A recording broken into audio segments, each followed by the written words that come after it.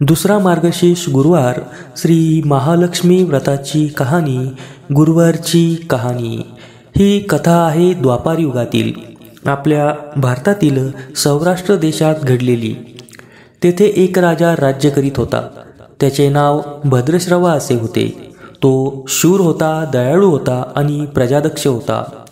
4 वेद, 6 शास्त्रे, 18 पुराणे याचे ज्ञान त्याला होते. अशा या राजाच्या राणीचे नाव होते सुरतचंद्रिका. राणी रूपाने सुंदर होती, सुलक्षणी होती आणि पतिनिष्ठ होती. त्यांना एकूण 8 अपत्ये होती, 7 पुत्र आणि त्यानंतर झालेली एक कन्या. राजा राणीने कन्येचे नाव शांबाला ठेवले होते. एकदा देवीच्या मनात आले, आपण राजाच्या राजप्रसादी राहावे. त्याने राजा आणखी सुखी होईल, प्रजेलाही तो आणखी सुख देईल. गरिबेकडे राहिले तर सगळ्या संपत्तीचा तो एकटाच उपभोग घेईल. म्हणून देवीने एका म्हातारीचे रूप घेतले, फाटकी वस्त्रे ल्याली, आधारासाठी हातात काठी घेतली आणि काठी टेकत टेकत ती राणीच्या महालाच्या दाराशी आली. तिला पाहताच एक दासी पुढे आली. तिने म्हातारीला विचारले, कोण ग बाई तू? कुठून आलीस? काय काम काढलंस? तुझं नाव काय? गाव काय? काय हवं तुला?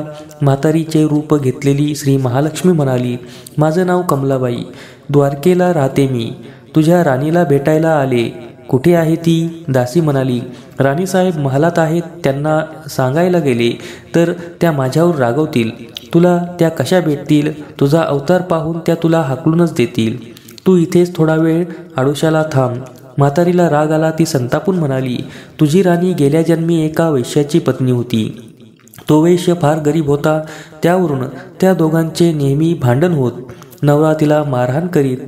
या त्रासाला कंटाळून एक दिवस ती घर सोडून गेली आणि जंगलात उपाशी तापाशी भटकू लागली. तिची अवस्था पाहून मला तिची दया आली. मी तिला ऐश्वर्य, सुख आणि संपत्ती देणाऱ्या श्री महालक्ष्मी व्रताची माहिती सांगितली. त्याप्रमाणे तिने ते व्रत केले. तिच्या व्रताने महालक्ष्मी प्रसन्न झाली. तिचे दारिद्र्य संपले. तिचे घर संपत्ती समृद्धीने भरले. तिच्या जीवनात आनंद भरला. लक्ष्मी व्रत केल्यामुळे मृत्यूनंतर ती दोघे पती पत्नी लक्ष्मी लोकात वैभवात राहिली. या जन्मी त्यांच्या जन्म राजकुळात झाला आहे. देवीच्या कृपेने ती आता राणीपदास बसली आहे. पण लक्ष्मी व्रताचा तिला विसर पडला आहे. त्याचीच आठवण करून देण्यासाठी मी इथे आले आहे. म्हातारीचे बोलणे ऐकून दासीच्या मनात जिज्ञासा निर्माण झाली. म्हातारीला पाणी दिले, नमस्कार केला आणि म्हणाली, मला सांगा ते व्रत. मी करीन ते नेमाने. उठणार नाही, मातणार नाही, घेतला वसा टाकणार नाही. म्हातारीने दासीना लक्ष्मी व्रताची माहिती सांगितली. पण ती उठली व काठी टिकीत निघणार तेवढ्यात राणी तरातरा महालातून बाहेर आली. फाटक्या वस्त्रातील म्हातारीला पाहताच ती संतापली आणि उर्मटपणे म्हणाली, कोण ग तू थेरडे? इथे कशाला आलीस? जा इथून. तिने पुढे होऊन म्हातारीला घालून दिलं. ती म्हातारी म्हणजे प्रत्यक्ष महालक्ष्मीच होती हे राणीला कळले नाही. राणीचा तो उर्मटपणा पाहून महालक्ष्मीने तिथे न थांबता स्वस्थानी जाण्याचे ठरवले. राणीचा महाल सोडून म्हातारी निघणार तोच एक मुलगी लगबगीने बाहेर आली. ती मुलगी होती राजकन्या शांबाला. तिने येऊन म्हातारीला नमस्कार केला आणि कळकळून म्हणाली, आजी रागावू नका. माझी आई चुकली. तिच्यासाठी मला क्षमा करा. मी तुमच्या पाया पडते. राजकन्याचे ते बोलणे ऐकून श्री महालक्ष्मीला तिची दया आली. तिने शांबाला लक्ष्मी व्रताची माहिती सांगितली. तो दिवस मार्गशीर्ष महिन्यातला पहिला गुरुवार होता. पुढे त्या दासीने लक्ष्मी व्रत केले. तिची स्थिती सुधारली. दासी पण सोडून ती सुखाने संसार करू लागली. राजकन्या शांबालेनेही भक्तिभावाने सांगितल्याप्रमाणे महालक्ष्मीचे व्रत केले.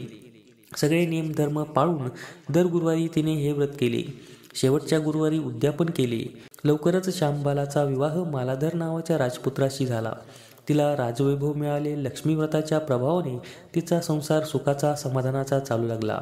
मग इकडे भद्रश्रव राणी चंद्रिका यांना हळूहळू वाईट दिवस दिसायला लागले. त्यांचे राज्य गेले. त्यांचे सगळे वैभव ऐश्वर्य लयाला गेले. चंद्रिका राणी होती ती स्थिती आता बदलली. अन्न पाण्यालाही ती महाग झाली. भद्रश्रवाला फार वाईट वाटे, पण तो तरी काय करणार. एक एक दिवस चिंतेने उगत होता, तसाच मावळत होता. एक दिवस भद्रश्रवाला वाटले मुलीकडे जावे, तिला पाहावे आणि 4-8 दिवस तिच्याकडे राहावे. त्याप्रमाणे तो जावयाच्या राज्यात आला. चालून चालून तो खूप दमला होता. म्हणून थोडा वेळ विश्रांतीसाठी तो एका नदीच्या काठी बसला. राणीची दासी नदीवर येत होती. तिने भद्रस्रावाला ओळखले. दासी धावत महालात गेली. राजाला बातमी सांगितली. श्यामबालालाही ते समजले. श्यामबाला आणि मालाधाराने रथ पाठवून भद्रस्रावाला मोठ्या मानसन्मानाने राजवाड्यात आणले आणि त्याचा आदर सत्कार केला. काही दिवस जावयाचा आणि मुलीचा पाहुणचार घेत भद्रस्राव राजवाड्यात राहिला. आता परत जायचे विचार त्याच्या मनात घोळू लागले. जावयाला त्याने तसे सांगितले. जावयाने संमती दिली. भद्रस्रावा परत जायला निघाला तेव्हा श्यामबालाने एक हंडा भरून धन पित्याला दिले. तो हंडा घेऊन भद्रस्राव आपल्या घरी आला. मुलीने धनाने भरलेला हंडा दिला आहे हे ऐकून सुरतचंद्रिकेचा आनंद गगनात मावेना. घाईघाईने तिने हंड्यावरचे झाकण काढले. आत पाहते तर काय, हंड्यात धन नव्हते, होते फक्त कोळसे. महालक्ष्मीच्या अवकृपेने हंड्यातल्या धनाचे कोळसे झाले होते. चंद्रिकेने कपाळावर हात मारून घेतला. भद्रस्राव हा चमत्कार पाहून चकित झाला होता. दुःखाचे दिवस संपत नव्हते, दारिद्र्याचे भूक सुटत नव्हते. सुरतचंद्रिकेला एक एक दिवस काढताना जीव मेटाकुटीकेला येत होता. एक दिवस सुरचंद्रिकेच्या मनात आले, आपण लेकीला भेटण्यासाठी जायचं. त्याप्रमाणे ती लेकीच्या घरी जाण्यासाठी निघाली. तो दिवस मार्गशीर्ष महिन्यातला शेवटचा गुरुवार होता. सुरतचंद्रिका लेकीच्या घरी पोहोचली तेव्हा श्यामबाला व्रताचे उद्यापन करीत होती. श्यामबालेने आईकडूनही महालक्ष्मी व्रत करून घेतले. 4 दिवस मुलीकडे राहून सुरतचंद्रिका परत आपल्या गावात आली. लक्ष्मी व्रत केल्यामुळे काही दिवसातच त्यांना त्यांचे पूर्ववैभव परत मिळाले. राज्यप्राप्ती झाली. पुढे काही दिवसांनी आई वडिलांना भेटण्यासाठी म्हणून श्यामबाला माहेरी आली.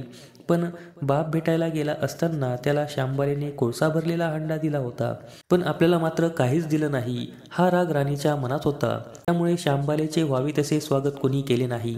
राणीने एक प्रकारे तिचा अपमान केला होता, पण श्यामबालेला आईचा राग आला नाही. ती पुन्हा आपल्या घरी जाण्यासाठी निघाली. निघताना तिने पूर्वी बापाला दिलेला हंडा परत घेतला. त्यात मीठ भरले व तो हंडा घेऊन ती आपल्या सासरी आली. स्वगृही आल्यावर मालाधाराने श्यामबालेला विचारले, माहेरून काय आणलंस? श्यामबालेने बरोबर आणलेल्या हंड्याकडे बोट दाखवले. मालाधाराने झाकण काढून आत पाहिले तर हंड्यात मिठाचे कडे. मालाधाराने चकित होत पत्नीला विचारले, हे काय? या मिठाचा काय उपयोग? श्यामबाला म्हणाली, थोडा थांबा म्हणजे कळेल. त्या दिवशी श्यामबालेने कुठल्याच पदार्थात मीठ घातले नाही. सगळेच पदार्थ अळणी केले. मालाधर जेवायला बसल्यावर तिने त्याला सगळे पदार्थ वाढले. सगळे जेवण त्याला अळणी लागले, पण श्यामबालेने पानात थोडे मीठ वाढले. अन्न पदार्थात ते मिसळताच बेचव अन्नालाही चव आली. हा मिठाचा उपयोग. श्यामबाला पतीला म्हणाली. मालाधारालाही तिचे म्हणणे पटले. थोडक्यात जे कुणी महालक्ष्मी व्रत श्रद्धेने आणि मनोभावे करतील त्यांना श्री महालक्ष्मी प्रसन्न होऊन त्यांच्यावर तिची कृपा होईल. पण श्रीमंती आल्यावर सुद्धा माणसाने उतू नये मातू नये. नित्यनेमाने महालक्ष्मी व्रत करावे. देवीचे मननचिंतन करावे, म्हणजे देवी सदैव तुमच्या पाठीशी राहील, तुमची कामना पूर्ण करील. महालक्ष्मीची ही कथा कहाणी गुरुवारची सुफळ संपूर्ण. धन्यवाद.